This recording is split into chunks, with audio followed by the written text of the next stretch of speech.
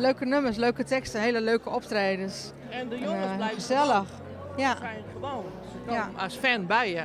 Ja, en dat is het mooiste ervan. Ja, ze herkennen ons ook bij elk optreden. Deze diehard fans kunnen nou alle dagen genieten van haar idolen.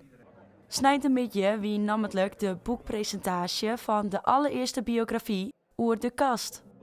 In Dokkum waren deze beetje de eerste exemplaren uitdeeld. Ik denk dat het voor de meesten een heel mooi inkijkje is van hoe wij binnen als persoon.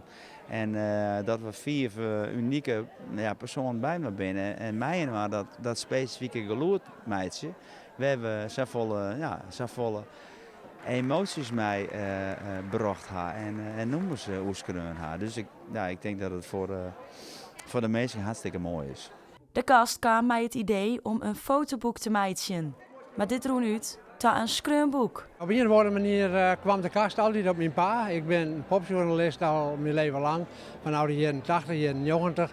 Nou ja, de Kast is erop in de jaren 90 en ze kwam altijd op mijn pa. Ik zeg natuurlijk omdat ik als popjournalist mij altijd richtte op zo volle mogelijk wat er in het noordelijk gebied zich afspeelde.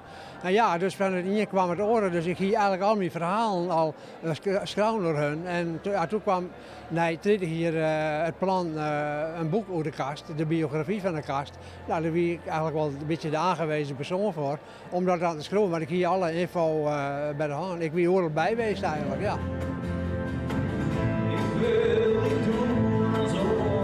Mooie foto's, overzicht van de optredens en zo. Ja, mijn eerste optreden was destijds in Grote Gast. Dat was in 1995.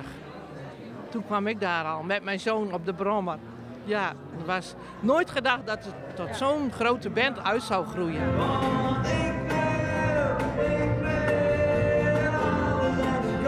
Ik ga alles even aan de rekening. Als je een boek zit de eerste jaar er net in, maar ik denk dat we 50 jaar bestaan. Nou, dan ben een peer van u alleen de 80 en een peer krijg net. Dus dat maak ik heel. Dus over 20 jaar hoop ik dat we hier weer staan.